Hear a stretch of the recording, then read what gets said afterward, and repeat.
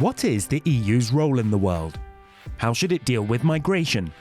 These were just two of the questions asked at the Conference on the Future of Europe's fourth Citizens Panel. There is no going back. Through the conference, we are deepening European political culture from the very roots up. 200 EU citizens took part at Parliament's home in Strasbourg. Debates and group discussions focused on European defence capabilities, EU enlargement, trade and relations with other world powers. Ich denke, es ist total wichtig, dass wir uns als ein gemeinschaftliches und vereintes Europa nach außen präsentieren, auch in Vergleich oder Wettstreit mit anderen großen Weltmächten wie den USA oder China. They also discussed EU border management, civil protection, development aid and international cooperation. Migration proved to be a hot topic.